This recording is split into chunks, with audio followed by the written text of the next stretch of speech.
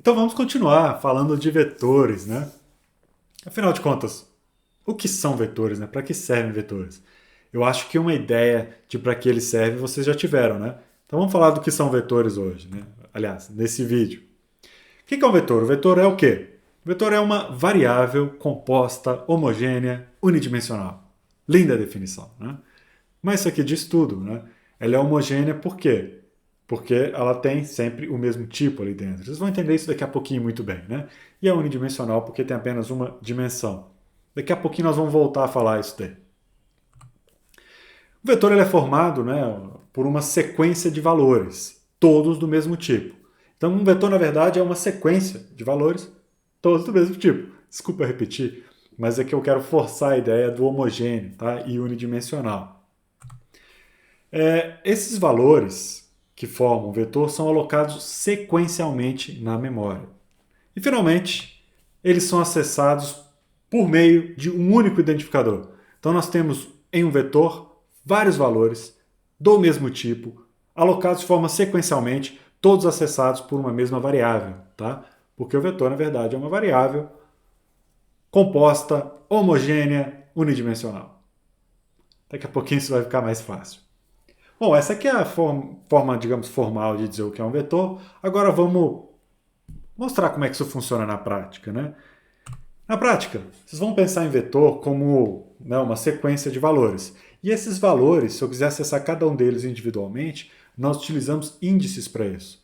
Então aí, ó, no slide vocês têm um exemplo de um vetor. Deixa eu apontar para vocês. Estou chamando esse vetor de vet. Esse vetor aqui tem um total de 8 valores, tá? Cuidado para não se enganar, hein? O zero também conta. Então, o primeiro valor tem índice 0, depois tem 1, 2, 3, 4, 5, 6, 7. Nós temos 8 valores, não é isso? Perfeito. Então, o vetor vai de 0, que é o primeiro índice, né, até tamanho menos 1. Concordo? Se o tamanho é 8, a última posição vai ser o quê? Tamanho menos 1. E nesse exemplo aí do slide, nós temos aí um vetorzinho com 8 posições, né, do 0 até o 7. Então está aí o nosso exemplo. Qual que é a vantagem de utilizar uma estrutura como essa? Bom, temos muitas, né? Primeiro que essas estruturas elas ajudam a manter uma coleção de dados, uma coleção que pode ter tamanho variável, percebe? Né? Eu não preciso conhecer a priori, durante a programação, qual que vai ser o tamanho do vetor. Eu posso alocar um vetor de tamanhos diferentes, vocês vão ver mais sobre isso aí no futuro. Os vetores permitem manter as informações organizadas. Então, por exemplo, se eu tiver um conjunto de valores que eu preciso ordenar, o vetor vem a calhar, né? O vetor ajuda demais. Imagina fazer isso com variáveis distintas, não é nada trivial, dá muito trabalho. Com o vetor nós temos aí uma estrutura organizada, né? Vetores permitem ainda operações com o volume de dados dele inserido, então nós conseguimos fazer operações com um volume variado de dados, né? Eu posso ter um vetor pequeno, eu posso ter um vetor grande, enfim. E, para ficar bem claro, qual que é a vantagem de verdade, é que antes nós precisávamos de n variáveis para guardar n valores. Né? Se eu quero guardar 10 valores, 10 variáveis. 20 valores, 20 variáveis. Horrível, né? Agora não. Agora nós somos capazes de armazenar em uma única variável n valores. 10, 20, 1000, 10.000 em uma única variável. Ok? Bom, vamos falar um pouquinho do que é um vetor em C e C++, né? Eles são conhecidos como arrays, como eu já falei no vídeo anterior, né? São chamados aí carinhosamente de arrays. E esses arrays, esses vetores, né, nada mais são do que posições de memória, tá? No final, o vetor é uma variável que tem lá o seu endereço na memória, como qualquer variável. Os vetores são identificados por um nome, que é o nome da variável, tá certo? São individualizados por índices. Nós temos aí um vetor, né? O valor na posição 0, o valor na posição 1, o valor na posição 2 e assim vai. E é importante frisar, todos esses valores dentro de um vetor são do mesmo tipo, né? Por isso que a gente diz que é uma variável composta homogênea, né? Unidimensional. Então vamos falar de novo aquele negócio? Resumindo, vetores são posições de memória identificadas por um mesmo nome, por uma mesma variável, né, por um mesmo identificador, individualizadas por índices e cujo conteúdo é do mesmo tipo. É isso aí. Esse é um vetor. Bom, como é que a gente usa isso na prática? Como é que isso funciona, né? Vamos olhar para a memória, vamos fazer tudo para entender bem o que é um vetor. Para isso, deixa eu mostrar como se declara um vetor em C. A sintaxe é bem simples, né? Primeiro, nós temos aqui o tipo do vetor. Por que tipo do vetor? Porque todas as posições têm o mesmo tipo. Então, é o tipo dessas posições, né? Por exemplo, um vetor de inteiros é uma possibilidade, né? Depois vem o identificador, que é o nome da variável, e depois vem entre colchetes, observe esses colchetes aqui, ó, abrindo e fechando, né? Aqui dentro vem o número de posições, ou seja, o tamanho do vetor, tá certo? De novo, vamos lá. Primeira coisa é o tipo, exemplos, int, float, double, etc. Depois vem o identificador, que é o nome da variável, né, que vai identificar o vetor, e depois o número de posições, que tem que ser obrigatoriamente um número inteiro, né, tem que ser inteiro, não dá para ter um vetor de 2 posições e meia, isso não faz muito sentido, né? Então, o número de posições vai ser um valor inteiro, ok? Quer exemplo? Vamos lá, exemplos são ótimos, né, nos ajudam a entender.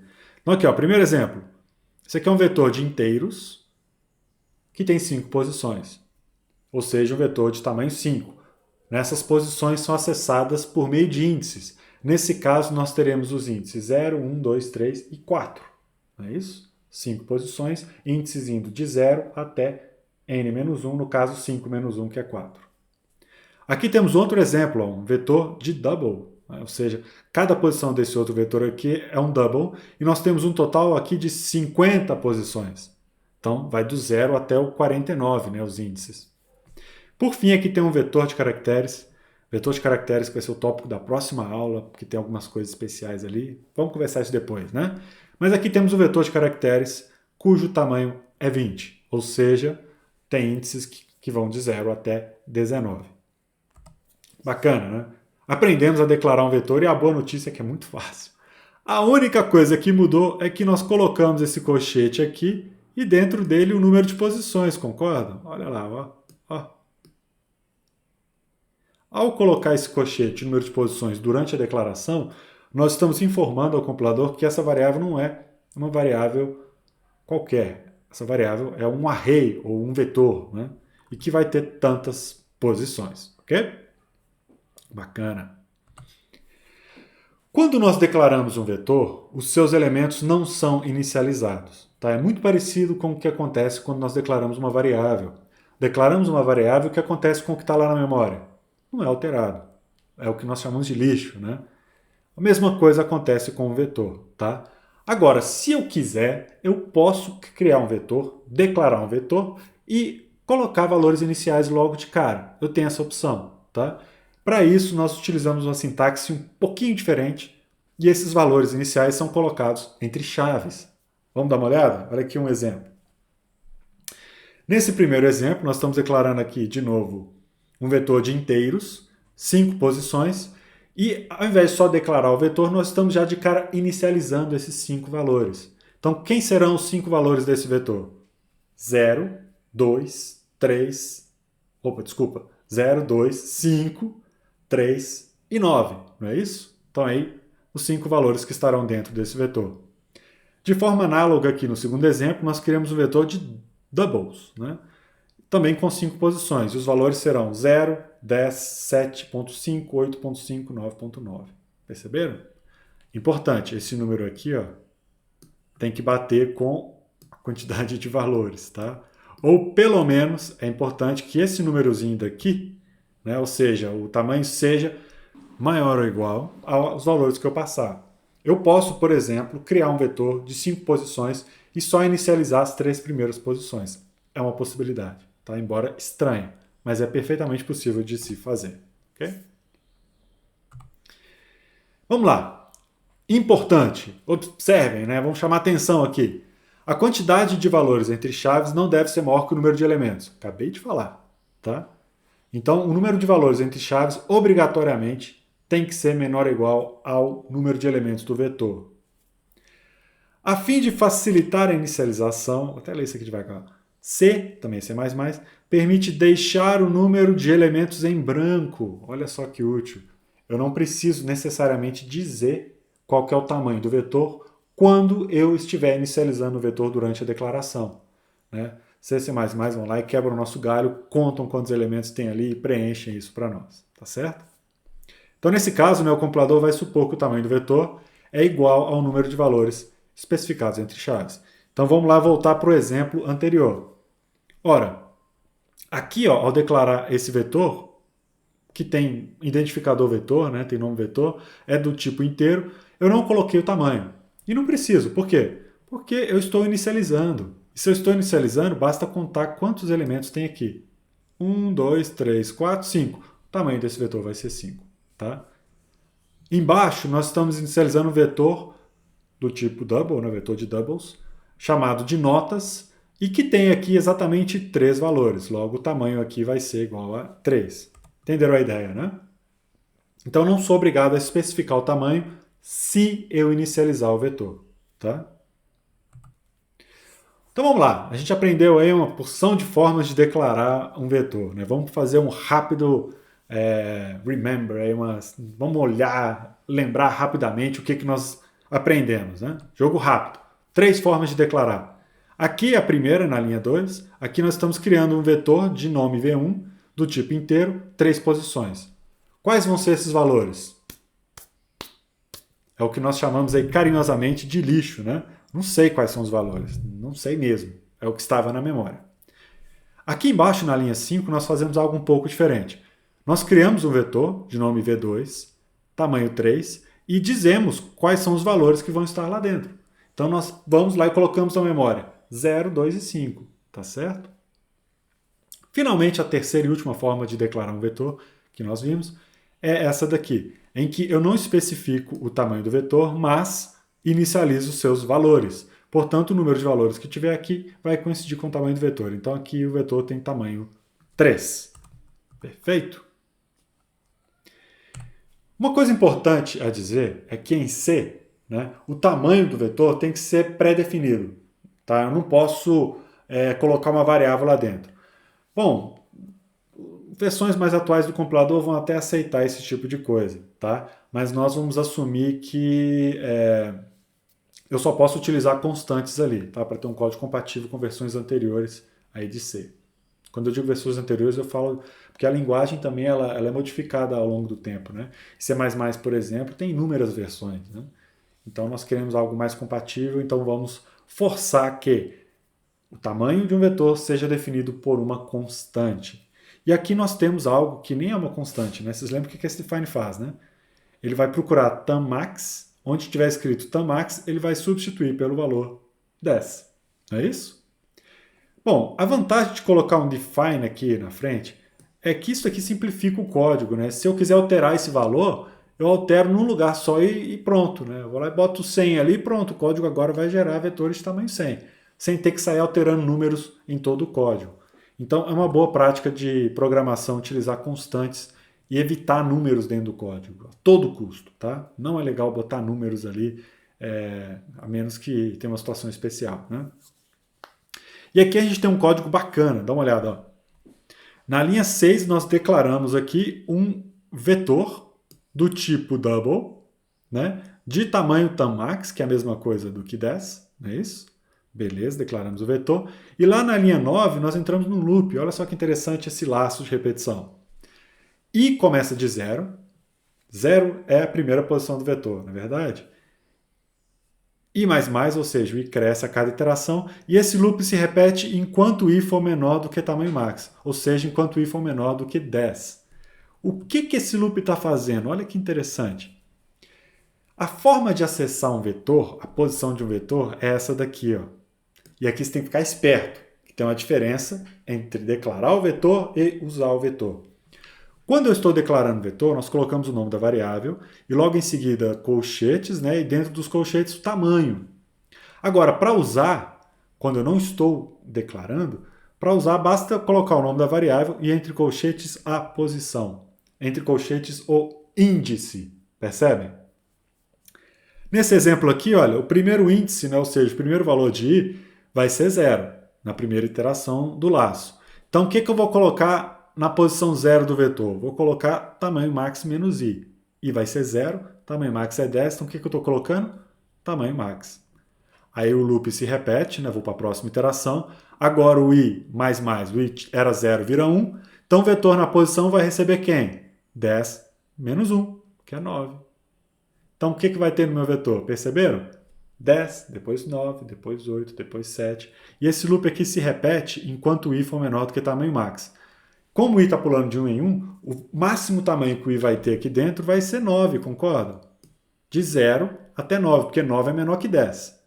Quando o i for igual a 10, 10 não é menor do que 10, esse loop aqui vai ser encerrado. Perceberam? Bacana, né? Então, esse loop está basicamente preenchendo o vetor com quais valores? 10, 9, 8, 7, 6, 5, 4, 3, 2, 1. Ok? Então, vamos desenhar? Vamos fazer passo a passo o que acontece na memória? Vamos lá? Vamos executar esse código, né? Mas antes, deixa eu contar para vocês que eu dei uma leve trapaceada. Eu alterei o valor de tamanho max para 4, porque aí fica mais fácil a minha vida de desenhar isso na memória, né? E cabe nesse slide, o papel digital que a gente vai usar. Bom, a primeira coisa é fazer a representação da memória, né? E eu já deixei isso pronto para vocês, olha aí. Tá aí a representação da memória. Então nós temos aqui o endereço e o conteúdo, né? E temos uma série de endereços fictícios que eu coloquei aqui do lado. Coloquei até em hexadecimal para ficar mais ou menos parecido com o que a gente está acostumado a ver no endereço de memória, né? Notem que eu pulei de 4 em 4 bytes, tá? Por que eu fiz isso? Por questões de espaço, tá? Então, cada célula aqui diz respeito a exatamente 4 bytes. Pronto, vamos lá executar o nosso código, né? Então, a primeira linha que vai ser executada é a linha 6. E nessa linha, nós estamos criando aqui uma variável de nome vetor do tipo double, não é isso? Que tem tamanho aqui, olha, tamanho max, que é 4. O que vai acontecer nessa linha de código? Ora, o vetor é de double, então cada elemento do vetor vai ser um double. Um double ocupa 8 bytes, não é isso? Nós temos um total de 4 elementos lá dentro. Então, nós teremos o quê? 4 vezes 8, não é isso? 32 bytes. Como cada célula aqui tem 4 bytes, nós vamos precisar de exatamente 8 células. Olha aí. Para representar esse vetor. Como o vetor, os elementos estão sempre em sequência, o que nós temos, na verdade, quando a gente fala de um vetor, é um blocão de memória, né? E nesse caso aqui, como eu estou tratando de um vetor de doubles que tem 4 posições, esse, entre aspas, blocão de memória vai ter exatamente 32 bytes, concorda? Então eu posso pegar toda essa área daqui, ó, que eu vou colocar em vermelho, e chamar ela de vetor, que é o nome da variável que nós criamos, não é isso? Então tá aí, o vetor vai ocupar toda essa memória. Pergunta importante. Qual que é o endereço de memória de vetor? Ora, o endereço de memória de vetor é sempre aquele primeiro, né? Então o endereço de memória de vetor é esse aqui, ó, 0x100, tá certo? Esse conteúdo todo aqui, ele é acessado por meio de índices. E o vetor tem exatamente 4 posições. A posição 0, a posição 1, a posição 2 e, claro, a posição 3, né? Já que vai de 0 até o tamanho menos 1. Por que eu coloquei 0 aqui pegando 2 blocos? Porque cada posição de vetor tem um double, e um double tem 8 bytes. E nesse desenho, olha só, eu estou pulando de 4 em 4. Então, cada célula tem 4 bytes. Para pegar 8 bytes, eu preciso de 2 células. Perfeito? Ok, alocamos o nosso vetor, foi isso que foi feito na linha 6. Agora vamos para a linha 9. Olha o que acontece na linha 9. A linha 8 é comentário, né? Comentário não acontece nada, é claro. E na linha 9 nós entramos num loop em que nós declaramos um inteiro i, que recebe valor 0, né? Então vamos lá, vamos declarar na memória. O izinho está aqui embaixo, ó, i. É um inteiro, então exatamente 4 bytes. Qual que vai ser o valor desse inteiro? É 0. Concorda? O conteúdo dele é 0. Notem que o conteúdo do vetor, que é tudo isso aqui, é desconhecido. Eu não inicializei o vetor, então eu não sei o que tem lá dentro. Tá, ok? Bacana, né? Então criamos nosso inteiro i aqui com valor 0. Esse loop vai ser executado enquanto i for menor do que tamanho max. Tamanho max, tammax, né, é 4, então 0 é menor do que 4, o loop vai ser executado. Entramos aqui dentro e fazemos o que? Vetor na posição i, o i é 0, não é isso? Recebe o quê? 4 menos 0. Então, o que nós estamos fazendo? Eu estou indo lá na posição 0 do vetor e estou colocando lá dentro o valor 4, concordam? Então, na verdade, eu estou fazendo mais ou menos isso aqui. Olha, eu vou apagar essa linha um pouquinho só para ficar mais ou menos apresentável. Tá? Então, eu estou colocando um 4 aqui dentro. Percebe? Então, o vetor na posição 0 recebeu 4. Agora, nós vamos para a próxima iteração do loop. Né? Chegamos aqui na linha 11, voltamos lá em cima. I mais mais, né? Então, o i que era 0 virou 1. 1 é menor do que 4, não é verdade? Então, continuamos executando o loop. Agora, o que a gente vai fazer? Vetor na posição i, desculpa, eu esqueci de fazer uma coisa aqui, ó, que esse i passou para 1, né? I mais mais, era 0, virou 1. Então, o que acontece? Vetor na posição 1 recebe o quê? 4 menos 1, não é isso? Olha o valor de i aqui, ó.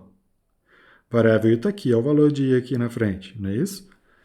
Então, o que a gente fez? Nós somos agora na posição 1 do vetor. O que é i na posição 1 do vetor, pessoal? É o seguinte, o vetor começa aqui, concordam? Esse aqui não é o primeiro endereço do vetor? Ótimo. Então, esse aqui é o endereço da posição 0. Como nós queremos ir na posição 1, o que a gente faz? A gente vai naquela posição 0 e pula um double. O que é pular um double? É pular exatamente 8 bytes.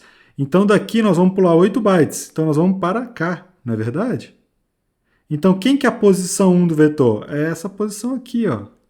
Como nós estamos falando de um double e um double ocupa 8 bytes, vai ser essas duas posições aqui. E o que eu vou colocar nessas duas posições? O resultado do lado direito da expressão, que é 4 menos 1, que é igual a 3, na verdade. Então, vou apagar aqui só para ficar bonitinho e vou tacar um 3 aqui dentro. Não é isso que a gente acabou de fazer? 3.0, né? Porque é um double, mas eu vou deixar só 3 ali para ficar um pouco mais fácil de enxergar. Agora nós vamos de novo para a linha 11, voltamos lá para cima, i mais mais. Então o i que era 1 vai virar 2, não é isso? Então vou trocar o i para 2, ótimo. E vamos para a próxima iteração do loop. 2 é menor do que 4, não é verdade? Então o que vai acontecer agora? Vetor na posição 2 vai receber 4 menos 2. Ou seja, o vetor na posição 2 vai receber 2, não é isso? Porque 4 menos 2 é 2, claro. Como é que a gente faz para ir vetor na posição 2? Mesmo processo, o vetor está aqui, ó. É isso? Agora eu vou pular o quê? Eu vou pular 2 doubles. Porque é o índice 2, é a mesma coisa que pular 2 doubles. O que é pular 2 doubles? É pular 16 bytes, concordam? O que é pular 16 bytes aqui? Ó? Vamos lá, pulei 4, 8, 12 e 16. É esse endereço aqui. Logo, eu estou mexendo aqui, não é verdade? Como é um double e o double ocupa 8 bytes, eu vou estar mexendo em todo esse espaço aqui. Então, eu vou colocar 2 nesse espaço.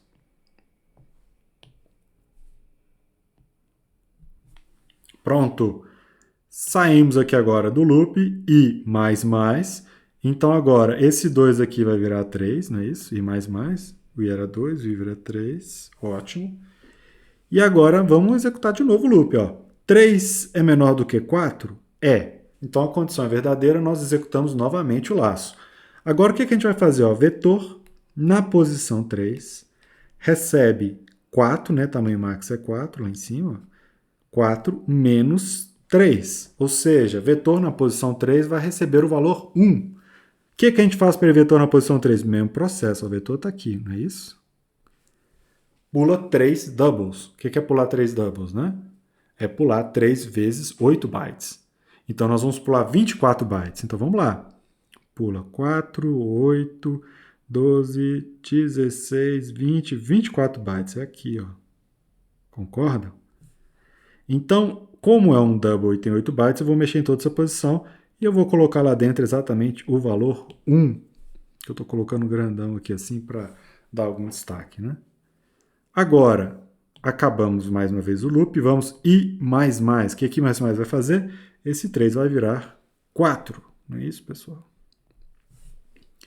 O 3 virou 4, eu pergunto, 4 é menor do que 4? Não, não é. Logo, nós vamos sair do loop, né? O loop acabou. E ao sair do loop, a variável i, que só existia lá dentro do loop, né? Eu vou poder apagar ela aqui.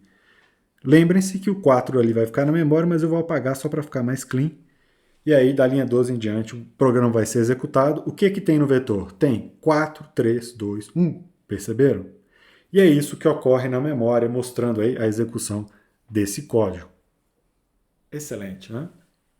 Uma outra forma de usar constantes em vetores é declarar uma variável constante, utilizando modificador const, né? Lembra do const? Nós conversamos sobre ele aí algumas aulas para trás, ou várias aulas para trás, nem me lembro mais.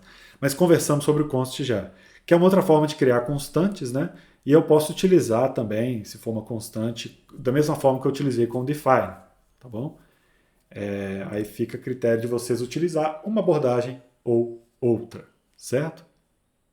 Bom, aqui nesse slide nós temos aí um exemplo de como copiar um vetor. Tá? Enquanto copiar o valor de uma variável inteira, um float, é quase trivial, né? É só receber aquele valor, copiar um vetor é um pouquinho diferente. Por quê? Vocês têm que pensar no vetor como se fosse esse blocão de memória. Tá? E eu acesso cada posição desse blocão por meio de um índice. Então, para poder fazer uma cópia de vetor, uma das formas é você copiar elemento por elemento do vetor. É uma das formas mais fáceis.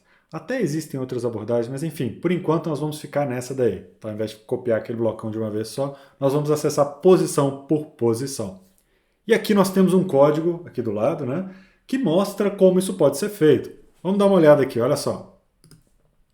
Aqui nesse código, está aqui definido o tamanho max igual a 20, né, ou seja, só para você saber qual é o tamanho do vetor.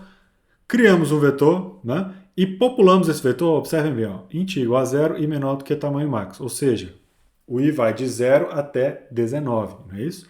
E para cada uma dessas iterações eu faço o vetor na posição i, receber i. Então na posição 0 vai ser 0, na posição 1 vai receber 1, na posição 2 vai receber 2, até a posição 19 que vai ter valor 19.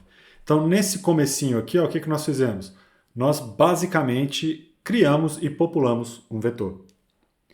Aqui embaixo, a partir da linha 14, nós vamos copiar esse vetor, criar uma cópia dele. Como é que nós fazemos isso? O primeiro passo é declarar a variável cópia, né, com tamanho igual ao tamanho de vetor, ou seja, tamanho tammax também. Isso daqui é importante porque eu tenho que ter para onde copiar aqueles valores. Né? Então, criei um outro vetor, que vai, obviamente, estar em outra posição da memória. E agora nós vamos alterar posição por posição desse vetor, ou seja, elemento por elemento. Como é que a gente faz isso? Simples, é um loop, né? Que vai de 0 até a última posição do vetor, que é tamanho max menos 1 neste exemplo, ou seja, 19, né? Já que tamanho max é igual a 20. E aqui nós vamos fazer cópia na posição i, recebe vetor na posição i. Ou seja, vamos copiar elemento por elemento. Ok? Então assim é que nós fazemos a cópia. Vamos lá agora, finalmente, para alguns exemplos bem bacanas. Esse primeiro, nós nem precisaríamos de um vetor, tá? Vou deixar isso bem claro para vocês. Mas eu vou utilizá-lo como a base para construir os outros exemplos, tá certo? Então nós vamos pensar o seguinte, olha lá. Esse exemplo pede para você ler 5 notas de alunos e, em seguida, calcular e imprimir a maior nota. De novo, não precisaríamos de vetor, mas vamos usar vetor para ter um exemplo ali bacana, né, de como isso funciona. Ok, vamos lá. Primeira coisa que a gente fez é definir aqui em cima que tamanho é 5, ou seja, eu vou ter um vetor de 5 posições e na linha 5, que é a primeira a ser executada, nós criamos um vetor de nome notas que tem exatamente 5 posições, ou seja, 5 doubles lá dentro, né, uma vez que é do tipo double. E aqui, olha, da linha 7 à linha 11, nós lemos as notas. Como é que a gente faz essa leitura? Muita atenção. Nós vamos criar uma repetição, um loop, um laço, né, que vai percorrer todas as posições do vetor. Ou seja, o i, aqui, olha, ele parte de 0 e vai até tamanho menos 1, né, ou seja, enquanto o i for menor do que tamanho. Tá? Então, nesse exemplo, vai de 0 até 4. Depois que nós percorremos, né, depois desse loop aqui, em cada iteração desse loop, nós vamos imprimir uma mensagem para o usuário digite uma nota aí, nós vamos imprimir i mais 1 para ficar uma coisa mais legal, imprimir digite a nota 0 é estranho, né? Então vamos colocar digite a nota 1, a nota 2, a nota 3, a nota 4 e a nota 5, tá ok? cada iteração do loop a gente vai imprimir uma coisa diferente. E aqui na linha 10, olha, finalmente nós vamos ler cada um dos elementos do vetor. Como é que a gente faz essa leitura? Que eu quero chamar atenção para este caractere. Claro, vocês lembram dele, né? Esse caractere, nesse contexto, vai retornar o endereço de memória de uma variável. No caso, o endereço de memória de notas na posição i. Ou seja, o endereço de memória da iésima posição de notas. Nós vamos entregar esse endereço de memória para o scanf. O scanf vai popular, né, o conteúdo desse endereço de memória com o valor digitado pelo usuário. Entenderam a ideia? Então, muita atenção com esse endereço de memória aqui na iésima posição de notas. Existem outras formas de fazer isso, tá? Mas por enquanto vamos ficar só com essa. Nós vamos conversar ainda sobre ponteiros e vetores, né? Vamos fazer aí uma analogia, vamos comparar um com o outro, mas por enquanto ainda não. Vamos focar aqui, o objetivo é vocês aprenderem a popular um vetor. E da linha 8 à linha 11 é exatamente isso que nós estamos fazendo. Estamos populando um vetor com valores digitados pelo usuário, tá bom?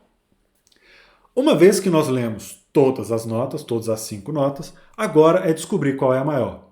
Para isso, nós vamos criar aqui uma variável do tipo double, de nome maior nota. E vamos inicializar essa variável com valor 0. Por que nós inicializamos a variável? Porque ela, se eu não inicializar, vem lixo. E lixo pode ser qualquer coisa, né? E eu sei que 0 é a menor nota possível. Não existe nota negativa, né? Eu até já tive um outro aluno que talvez merecesse uma nota negativa, mas enfim, esse é outro assunto. Não existe nota negativa, a nota mínima é 0.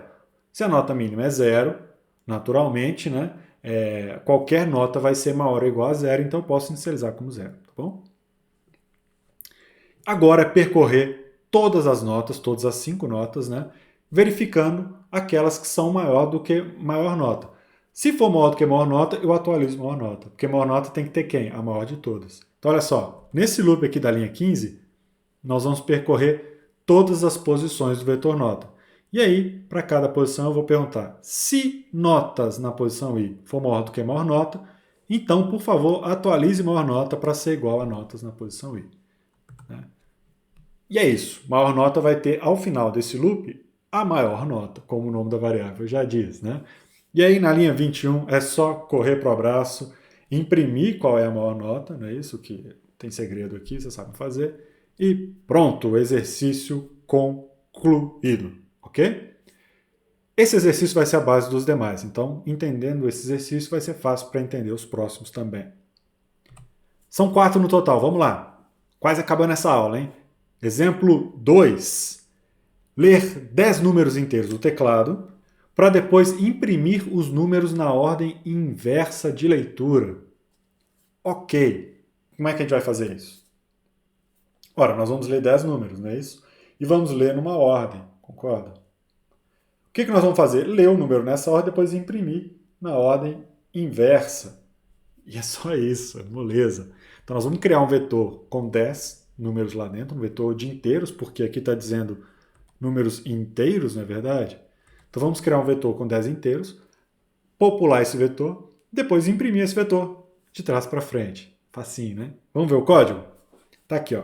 Então na linha 5 nós criamos esse vetor de nome números, tamanho aqui é 10, não é isso? Estou usando sempre uma constante, tá? Para ficar mais bacana o código. Lendo os números, esse pedaço aqui eu não vou comentar, porque é igualzinho ao que nós fizemos no outro exercício, tá? Nada de especial, igualzinho. Bom, tem uma diferençazinha ou outra, talvez a principal seja que aqui, ó, nós estamos lendo números inteiros. No outro nós estávamos lendo double, né? Enfim, nada demais. Note aqui que é a mesma coisa, né? O e-comercial pegando o endereço do números na posição i. Depois de ler todos os dados, é só imprimir em ordem inversa. Como é que a gente imprime em ordem inversa?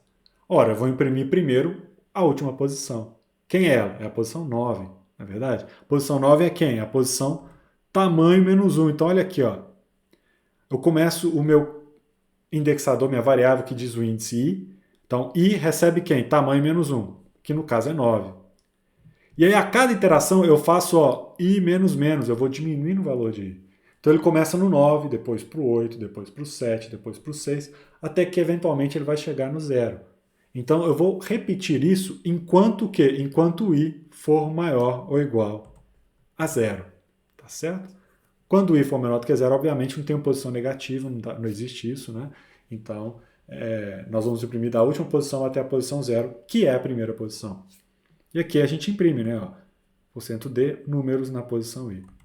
E depois eu coloquei aqui um /n para ficar bacana. Então nós imprimimos esses números. Claro, tem um espacinho aqui, né? Tem que ter esse espacinho, senão os números ficam todos colados, não fica um negócio legal. E é isso. Exercício concluído, né? Faltam 2. Vamos lá para o 3. Ler 10 notas de alunos e imprimir quantas têm valor superior à média. Velho conhecido nosso, né? Eu coloquei 10 aqui, eu acho que o exercício anterior estava escrito ler 20 notas, né? Mas enfim, está aí um velho conhecido do vídeo anterior, né? Se não assistiram, assistam o vídeo anterior, porque esse exercício está lá. Ok, então temos que ler aí essas 10 notas e imprimir quantas têm valor superior à média.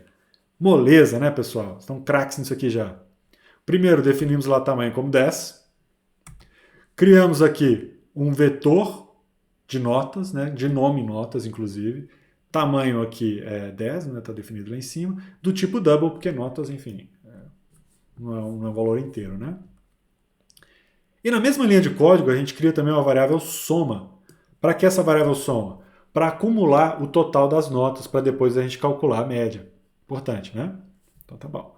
Notem que eu declarei um vetor e uma variável do tipo double na mesma linha. Eu posso fazer isso, tá? O que indica que notas é um vetor é justamente esse colchete aqui, abrindo e fechando, né? Esses dois colchetes e o número ali dentro, né? O número inteiro dizendo quantas posições tem nesse vetor. Ok, agora ler as notas. Ler as notas não tem nada de especial, é igualzinho ao exercício anterior, tá? Então tá aqui, ó, %LF, né, o e-comercial, igualzinho. A única coisa especial é que na linha 11 eu estou acumulando as notas, eu estou somando essas notas, né, na variável soma, tá? Beleza. Então, fizemos a primeira parte, que é ler todas as 10 notas.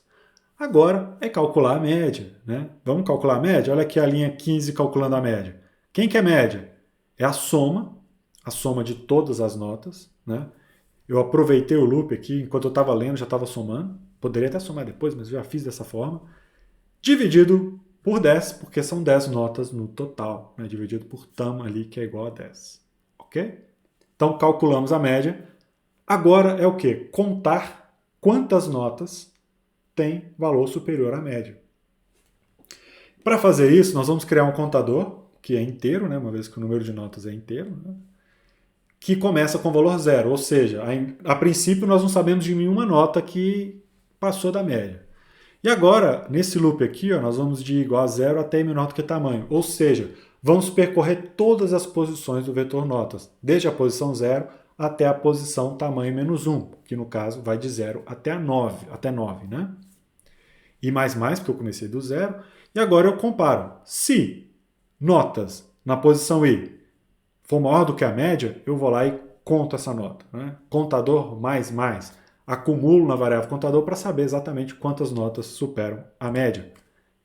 Finalmente, na linha 22, nós imprimimos que tantas notas superam a média. Bacana, né?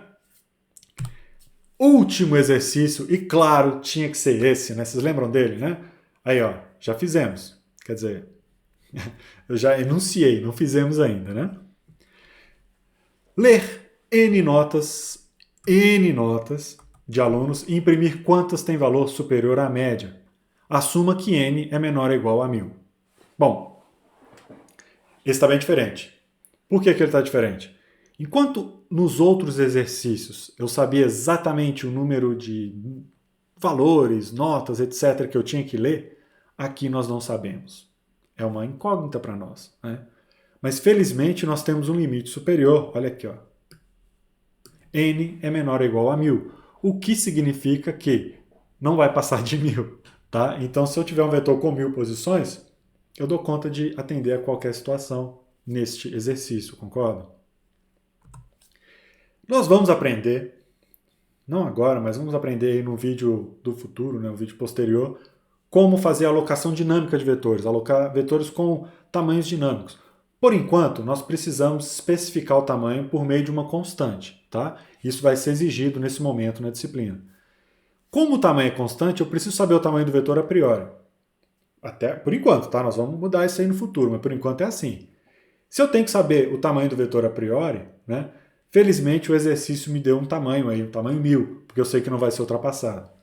Então o que nós vamos fazer? Nós vamos pegar e criar um vetor de 1000 posições.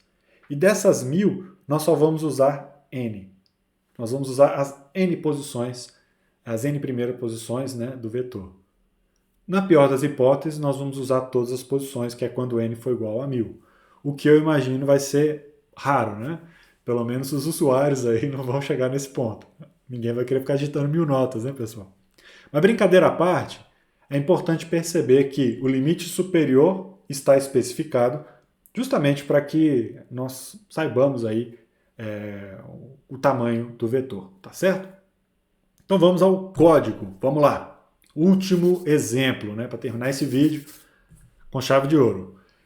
Definimos aqui o nome tamanho máximo, que é igual a 1000. Perfeito. E aí nós criamos aqui um inteiro n. Quem que é esse inteiro n? É o que o usuário vai digitar. É o usuário que me informa quantas notas, tá certo? O número de notas eu não sei, quem sabe é o usuário. Então, crio uma variável para isso. Na linha 6, nós declaramos aqui o vetor notas de tamanho tammax, que é igual a 1000, não é isso? Então, nós vamos criar um vetor bem grande para usar um pedaço dele. Declaramos também aqui a variável soma, que é para acumular, né, para a gente calcular a média. Então, vai acumular todas as notas para calcular a média. O que tem de diferente nesse código em relação ao anterior? Aqui, olha, se a gente der uma olhada, nós temos essas duas linhas de código que basicamente faz o quê? Pergunta, né? Aqui perguntar ficou errado, tá, pessoal? Pergunta, vou riscar aqui. Ao usuário o número de notas. Então, digite o número de notas, usuário. Aí o usuário digita, tá aqui, esse %d aqui, e aqui vem o endereço da variável n, ou seja, o scanf vai preencher, né, o conteúdo do endereço da variável n. Né? E nós saberemos aí quantas notas o usuário quer. Feito isso, o que vai mudar? Nós só vamos usar as n primeiras posições do nosso grande vetor. Né? Então, eu só vou focar nessas n posições. Então, os loops, os laços de repetição, eles só vão até n-1. Né? Se eu tenho n igual a 10, por exemplo, então eu vou usar as posições de 0 até 9. Não é isso? Beleza, olha lá. Dá uma olhada aqui comigo. Eu vou fazer o loop de i igual a 0, enquanto i for menor do que n. Né? Ou seja, de 0 até n-1. E mais porque eu estou começando do 0. Né? E aí eu vou pedir para digitar a iésima nota. Vou ler a nota e vou acumular a nota. Então, o que mudou aqui nesse loop em relação ao exercício anterior é que nós estamos usando n. Estamos usando n, que é o valor que o usuário digitou. Né? Feito isso, nós vamos o quê? Calcular a média igualzinho no exercício anterior, que é soma dividido por n, tá? N notas que eu tenho, não é isso? Não é dividido por tammax, muito cuidado. Vou inicializar o contador igual a 0 e fazer tudo de novo, né? Vou de 0 até n-1, vou ver quantas notas ultrapassam a média, vou contar, e no final vou imprimir lá quantas notas superam a média. Bacana, pessoal? Então tá aí mais um exemplo. Olha como ficou bacana o nosso código, né, em relação àquilo que nós fazíamos há pouco tempo, lembra? Declarar uma pancada de variáveis, mexer uma a uma, não fazemos mais isso. Sabemos o que é um vetor, sabemos usar um vetor, e no próximo vídeo vamos fazer uma relação, né, de vetor com ponteiros, tá? Então aguardo vocês no próximo vídeo. Forte abraço, tchau, tchau!